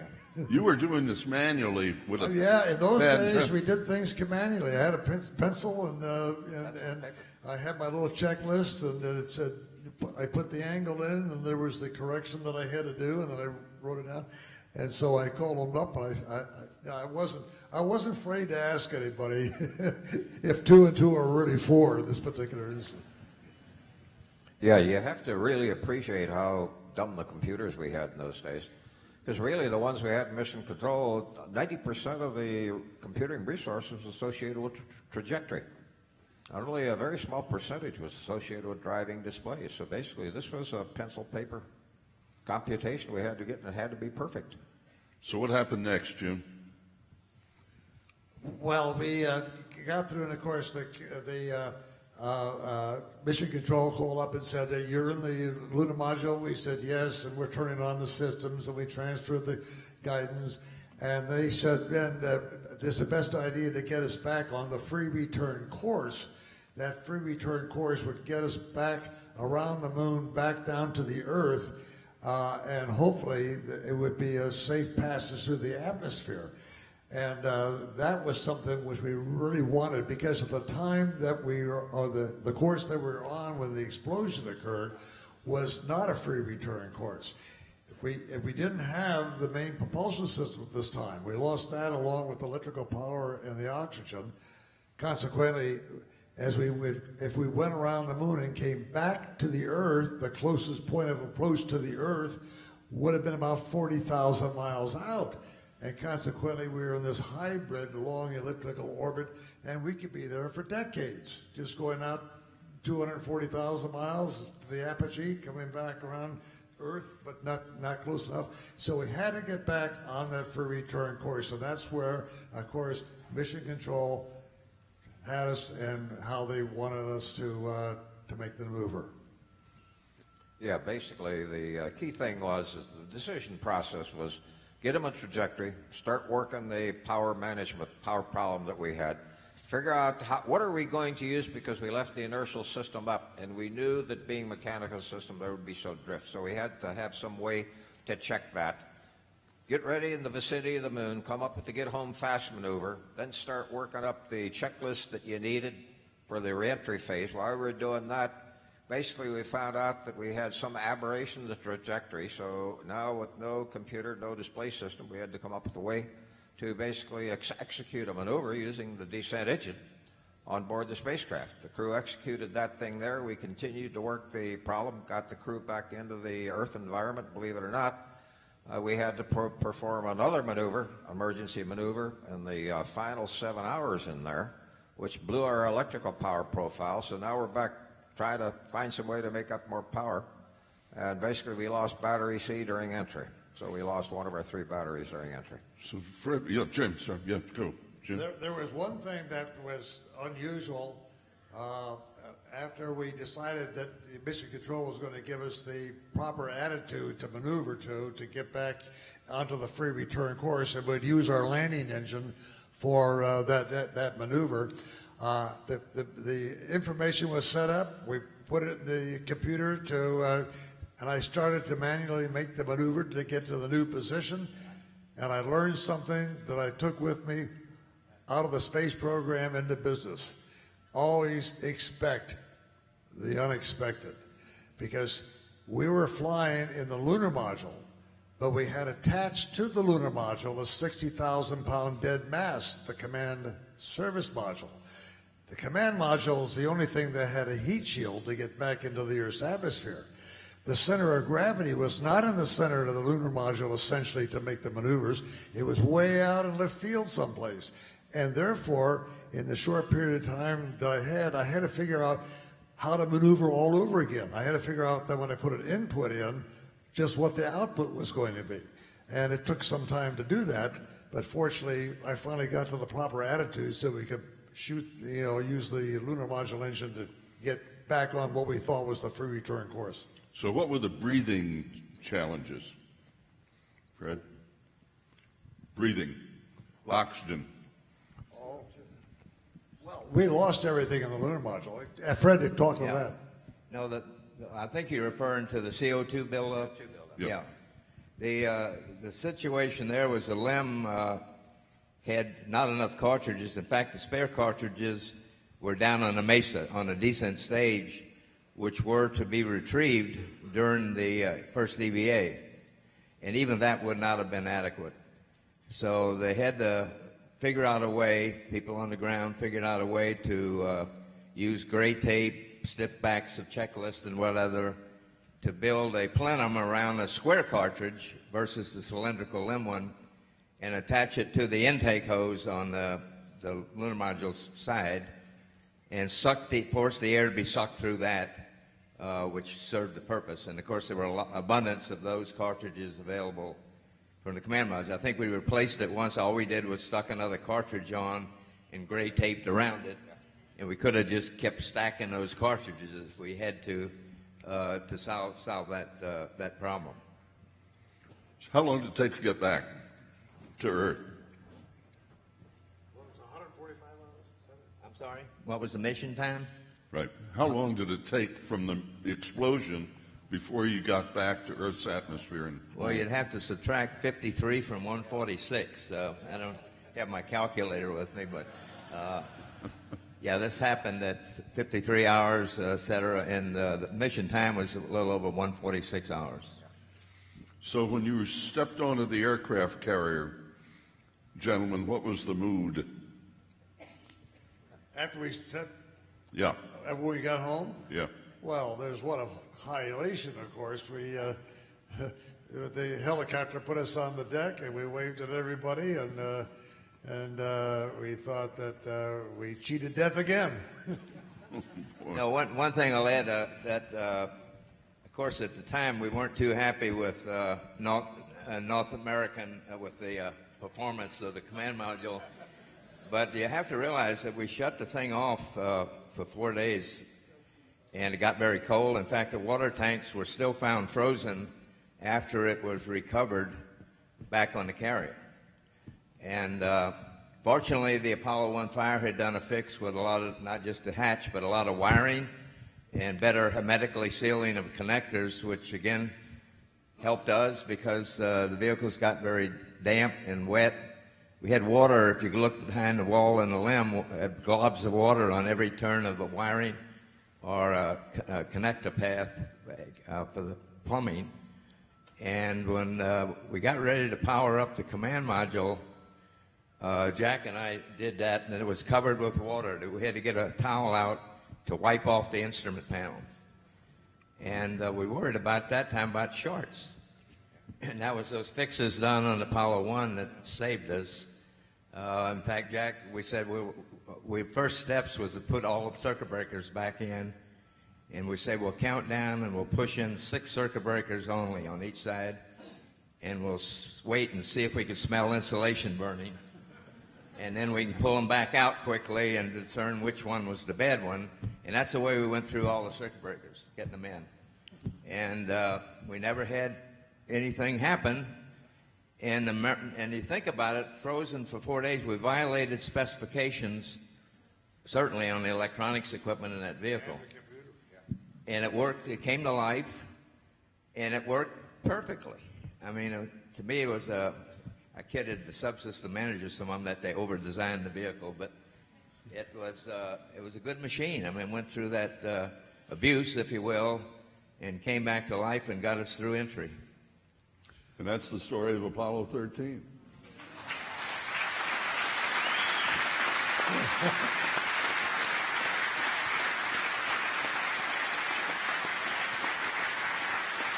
There is one last incident concerning 13.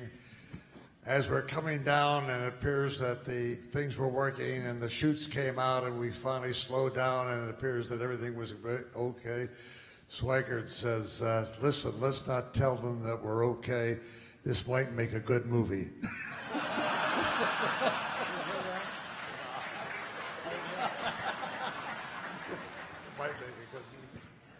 And by the way, how many of you are aware that Jim was actually in the movie?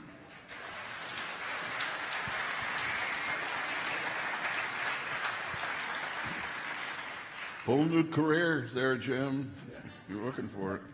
So that's Apollo 13. Gene, you look like you're... Yeah, one last comment on the splashdown. Once the crew got aboard the carrier, we had a sweetheart deal with Cigar Institute of America. We went through 14 boxes of cigars there. So 13 made it. Joe Engle, was on the backup crew for 14. And later on, he got bumped off 17. You really seemed to get a bump that wasn't fair, because anyway, especially off of 17. But tell us about 14. How successful was 14, and what was its mission, Joe? 14 was Al Shepard's mission, of course, and Ed Mitchell and Stu Rusin. And I happened to be with Gene Cernan and Ron Evans on the backup crew for Apollo 14. So we were continually nipping at their heels to try and see if we couldn't get them to sprain an ankle or turn a knee or something. We did. We in fact, Al set up a kind of a crew retreat at a friend's cabin in Colorado, and Al did things right always. We got there, and there were 6 Kawasaki mountain bikes there for us to ride, and Ron and I looked at each other. Gene and I actually looked at each other and said, "Here's our chance," because the guys are all competitive, and we decided we would have this contest. They were in a parking lot with a dirt berm that kind of went up, and It graded off the lot level. So we tried these Kawasaki's out, running up there, jumping, and seeing how far we could jump with the motorcycles, and thought, this is it. This is a good deal. We'll go to Al into a competition, and we'll just keep going until we can get him to fall or something. And Ed Mitchell, bless his old intelligent heart, the guy had, I don't know, PhD from MIT or something like that. And Ed said, well, let's see how we would do this, Joe. And so he had Gene and I out with the Kawasaki's running, demonstrating how you'd, hit this berm and jump and leap. And so he had completely turned the tables on us. We were the ones doing the risk, and he was sitting back there laughing. And of course, it didn't work. But then, so we rotated around, as Buzz explained earlier. We would rotate, skip 2 missions, and then rotate back into the prime crew. So we were the prime crew for Apollo 17, and it turned out that the program lost, or was the last 3 flights, Apollo 18, 19, and 20, were canceled, which meant that 17 was the last mission. And Jack Schmitt was the lunar module pilot, back up on 15, and was going to be the prime on 18, but with 18 canceled, the scientific community, the geology community were pushed very hard to have Jack move forward and put on the last flight to the moon as the lunar module pilot. And, it wasn't my idea, but it sure made sense. That you have a guy with a doctorate degree in field geology going to the moon if you've got a chance to get him there. So it was, as I said, it was a disappointment, very big disappointment. But I understood the rationale behind it completely, and was very proud of it. Incidentally, I don't know whether the thing, I didn't get to go land on the moon, which I very much would like to have done, but that experience let me get close and get all the training for a lunar mission, which was totally incredible. And I think everybody on the panel would agree. The education was there. If you just wanted to soak a little bit of it, you could. But there was so much to learn and in so many fields, so many disciplines, that I wouldn't have traded it for anything in the world. Plus, I got to know a lot better and got to work with and train with. I don't want to get gooey now, but this incredible bunch of true American heroes that you got on the stage here tonight, and I'll never be sorry for that.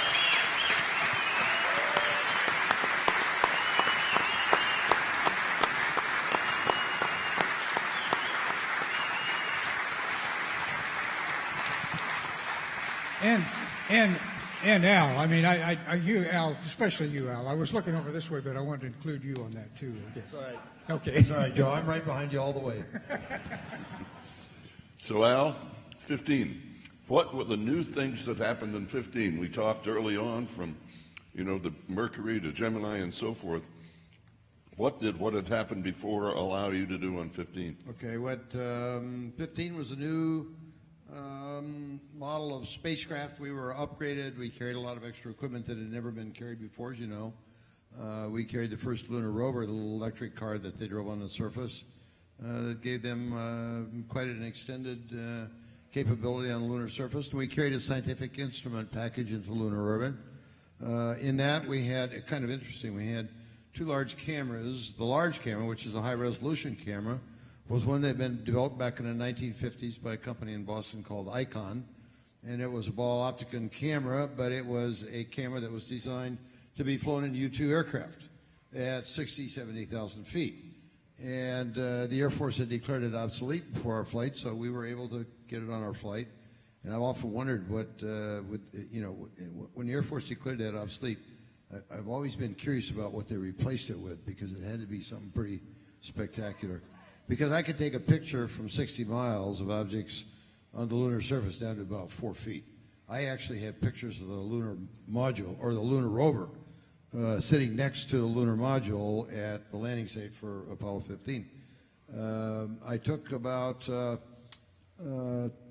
pictures with that high-resolution camera of about 25% of the moon surface, And along with that, we had a mapping camera that did the same thing, except it took individual frames along the trajectory. And it had a laser altimeter associated with it that recorded the altitude, if you will, of the film above the ground. And then I had a series of, I think 6 or 7, I forget now the exact number, but of remote sensors that were all on arms that I could extend, like the Canada arm kind of thing. And we had microwave, we had X-ray, we had alpha particle, we had mass spectrometer, we had all these things. In fact, I'll tell you about the mass spectrometer. Mass spectrometer is an interesting... Answer your phone, Dave. Oh, sorry about that.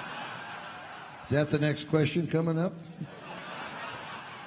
We had the mass spectrometer we took because we were just playing around with seeing if there was anything in the lunar atmosphere. We really spent a lot of time on the science on our flight, and so I'd stick the mass spectrometer out for a while, and say, what's going on, and they actually picked up some stuff in lunar orbit, I think. If we go back and check the records, Gene, I think we'll find it, where they found something in lunar orbit, which is not supposed to be there, but it turned out to be urine. And it was a result of a urine dump that we had done a couple of revs before that, and stuff was still floating around out there in lunar orbit. So we actually recorded a little of us from lunar orbit. But those are the things we carried. Now, the lunar rover was a very, very interesting device. It was a little electric car that folded up almost into a suitcase size. I think it weighed about 480 pounds, something like that. It was built by Boeing, but Boeing at the time, in fact, one of the big reasons that we started switching flights around was even if the lunar module was late, and that caused the 8-9 shift. But we thought the lunar rover was going to be late too. So we got a hold of the General Motors people and asked them if they could help. And we ended up taking it down to Santa Barbara to the GM test range down there. And I'm trying to think, the fellow that ran that test range ended up as an administrator of NASA, I believe. Anyway, within about a month they fixed it, and we were all set to go. So it worked out really well. Did you go out to retrieve film? Did you do an EVA? Yeah, I did a spacewalk on the way back home. Kind of an interesting process there. It leads me to talk about a kind of a thing with me. God bless engineers. They make everything that we use. I don't know how many are out here, but we would not have done any of the flights if it hadn't been for the engineers. But somebody has to sit on the engineers to keep them real. Okay? Because I think engineers can go out a little ways if they are given the opportunity. Well, I had a system by which I was going to recover all this film, and the system had already been prescribed before I got on a flight, and the system basically was an endless clothesline. I was to take out a pulley with a clothesline on it, take it out and put it in a mount on the outside of the space of the back of the service module, and one in the hatch. And Jim would put one in the hatch, and then I'd walk out or float out there, and I would take the canister, which is about 90 pounds. It's a pretty good sized canister, and clip it onto this clothesline, and then Jim would pull this thing back into the hatch and stow it inside the command module so we could get it back through the atmosphere. Well, I took a look at that and I said, I don't like that. There's something wrong with it. It's not going to work. I don't think it's going to work right. Well, we have tested it completely in the water tank. We know it's going to work. Oh, well, let me ask you, what was the weight of the cassette that you put in it? Well, we made it out of Teflon, and we cut a lot of holes in it to make it neutrally buoyant. And I said, and you're using that as what's going to happen in space when you got 90 pounds instead of this lightweight thing. Well, we think it'll work. And I said, I don't think it will. So I insisted on going in a zero-G airplane. And as a matter of fact, that particular flight, I think, was that one. We set the world's record for the most number of zero-G flights. Harry Andonian from Dayton came down and flew the airplane, and we did 125 parabolas that day. And there's a picture around somewhere that I think will attest to the fact. But anyway, the reason we took so long was I wanted to make sure this thing was either going to work or not. So we got into it, and it was very interesting to me because it's about a 30-foot stretch from the catch back to where the film cassettes were, and so that clothesline was 30 feet. And I said, I don't believe, since there's no friction in space, you've got this 90-pound mass. We don't know what that mass is going to do. If there's any jerking on the rope at all, we got a problem. And sure enough, the thing got halfway back, and a little jerk on the rope, and the thing started swinging back and forth, and it actually knocked the RCS quad right off the side of the service module. So he said, "Oh, well, I think we proved the point. We can't do that." So I said, "Okay, we got to do something simple. Let's do it from an engineering standpoint, but it's got to be simple. Give me a wrist tether with a hook, and I'll carry the damn thing back. All I got to do is hold on to it, float back, give it to Jim, go back out and get the other one." I had 2 cassettes. So I said, "Okay, we'll give that a whirl." So I had this wrist tether, and it had a little hook on it. And the engineers came back and they said, the safety people come back and they said, "Well, we like the idea of doing that, but we don't think it's very safe because if you hit that hook, it could come undone and you'd lose the cassette." And I said, "Okay, what do you want to do?" They said, "We want to put a hole in the hinge and put a pin in it." Okay, that's fine. I'll go along with that. I mean, that's an extra precaution. So about 2 weeks went by, and I came back again, and they said, "We are still not happy with it." I said, "What's the problem?" "Well, we think that the pin is great, but we want to drill a hole in the end of the pin and put a cotter key in that so the pin won't come out." I think, Jesus, where are we going to end this thing anyway? I mean, how far do we have to go? But the point was that I had this idea that the right engineering solution is the one that makes the most sense and is logical and is simple. And that's how you get things to work. How'd you make it? Yeah, it worked. Anyway, the AVA was fine. I went out a couple of times. One of the problems I ran into is that I had trained too well for it, so in 37 minutes I was done. And I'm thinking, holy mackerel, now what do I do? I'd love to, well, I did go back out a third time, put my feet in some foot restraints and look out, and it was unbelievable. I could see both the Earth and the Moon at the same time. They were in my field of view. Wow. You got to think about that a little bit, but that's a pretty unique place to be. Wow. Yeah. To all of you, what did it do to you, all of you, to look back at Earth, Walt, and see it?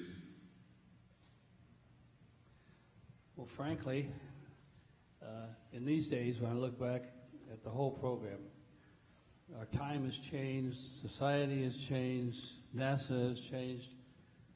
I just feel fortunate to have lived when I did and have had the opportunity to do what I did with Apollo. Yep. Dave, I think it's one of I watched Earthrise 75 times, and that's the most magnificent thing you can see. It's the only thing in our sky that has color like we see here on Earth. But I will tell you, the thing that impressed me more than looking at the Earth was looking at the universe out there. That, to me, was the most important part of the flight for me. There was a part of the trajectory around behind the moon, or a quarter section, where I was shadowed from both the Earth and the sun, from the albedo of the Earth and from the sunlight. So I was in total darkness, and the thing, and I'm sure we've all seen that. But if you look at the sky out there, if you're in that section of the trajectory and you look at the sky out there, you can't make out a single star because it's just a wash of light out there because there's so many stars out there, and it makes you think. You know, we are a very, very small part in a very, very big universe here. We're part of the Milky Way galaxy, of course, but we're about 2/3 of the way out on an arm. We are a little planet with a planetary system, but if you were to count the number of suns or stars, or whatever you want to call them, stars, let's say, in the Milky Way galaxy, you're talking about 400 billion stars. And if you start looking at the number of galaxies out there, you're looking at what we know of today, what they can see and what they can measure out there, even with a Hubble, we're talking a couple of 100 billion. So you're looking at the number of stars. It goes back, I think we all remember talking to Carl Sagan about that. Carl had this idea that there are so many suns out there that have planetary systems, and of those there are so many planets that could sustain life. And no matter what number you assign to that, you come up with a positive number for a planet out there somewhere that's going to have intelligent life. You can't get away from that fact. I do still have one thought that I would like to leave with them, because as we look at that, and the reason I said that how fortunate I feel to have lived with the program when I did, in history's shake, 500 years from now, I personally believe there's only one thing they're going to be remembering about the 20th century, and that's that man landed on the moon.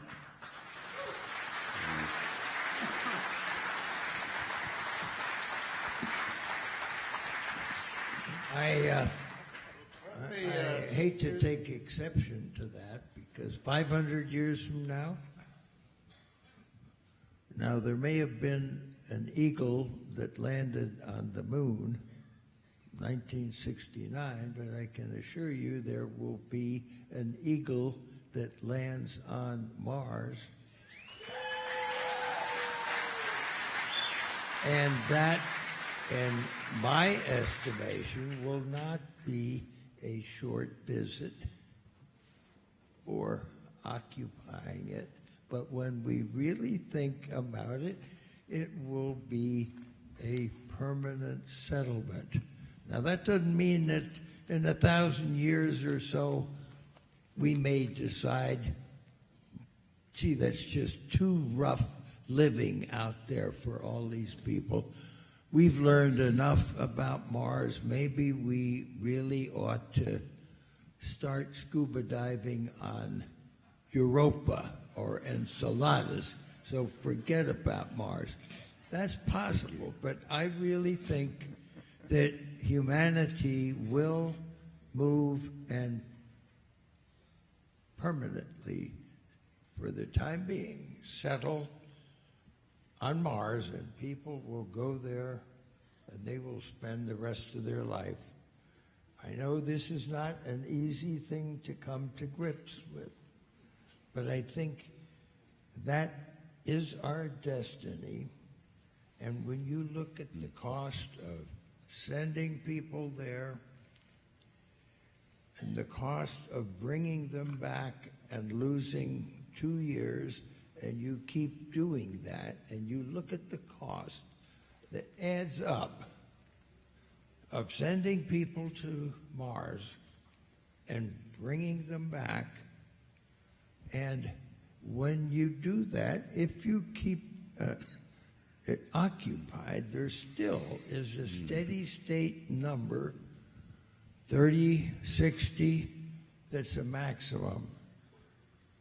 And the loss of the legacy of a leader of the world to have made that commitment to prepare the surface of Mars by preparing and practicing at the moon exactly what we will be doing at Mars, and then going there and living and staying, landing and staying. That is a legacy that I doubt that any world leader, when they fully understand it and realize that that's capable for us to do, even if no one by this time in 2025 has even gone back and landed on the moon, it's my prediction that a world leader will make that commitment to land and stay. Jim?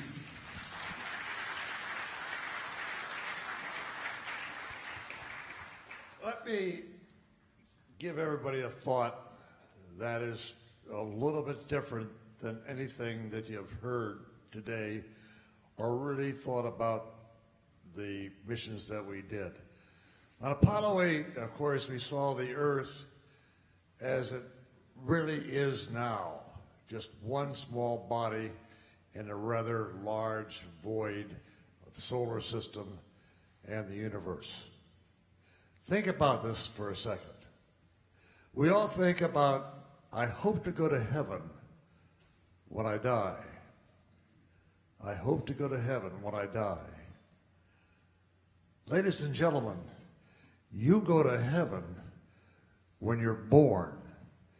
You arrive on a planet with the amount of the positive mass that provides the gravity that contains water and an atmosphere, the essentials for life.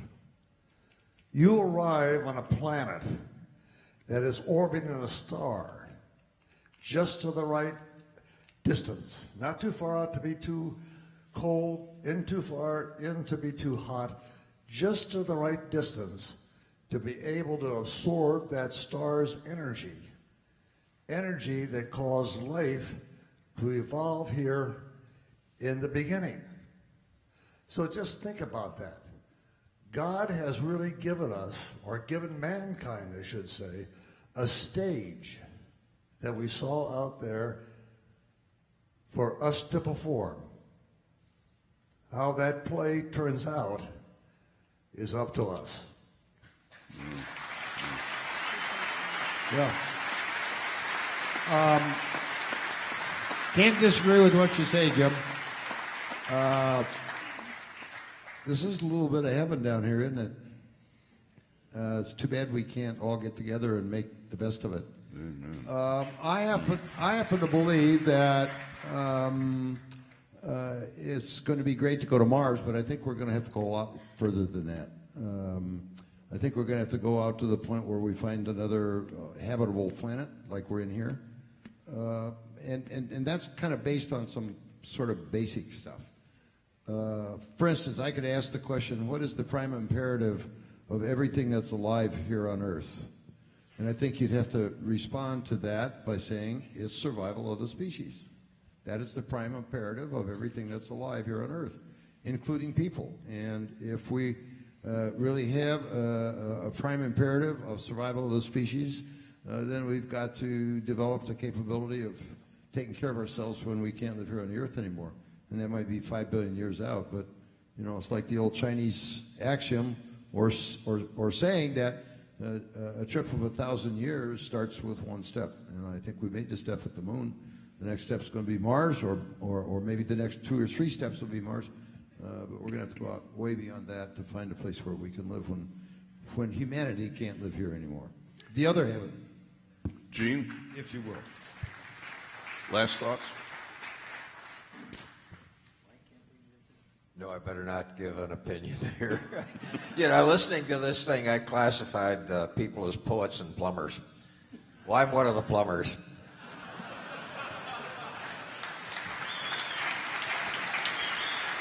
Do you have a copy of my book? Ladies and gentlemen, the men of Apollo.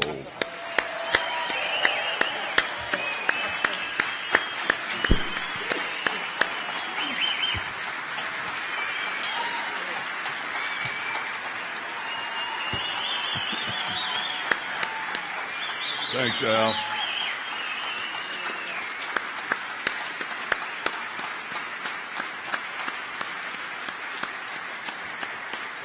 Yeah, sure.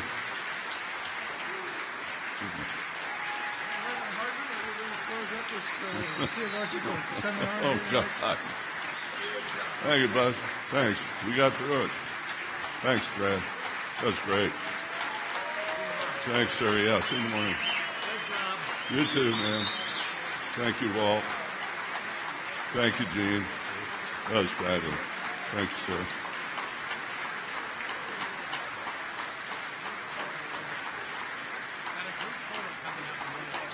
Okay?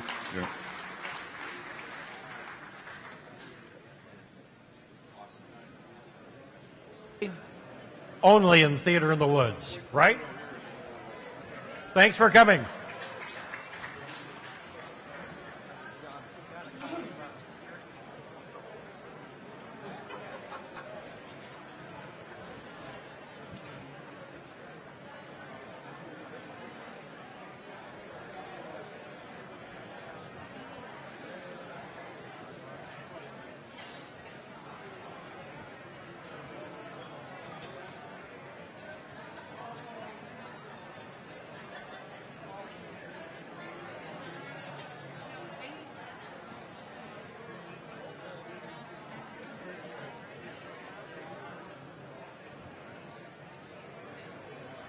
No, get them. This one.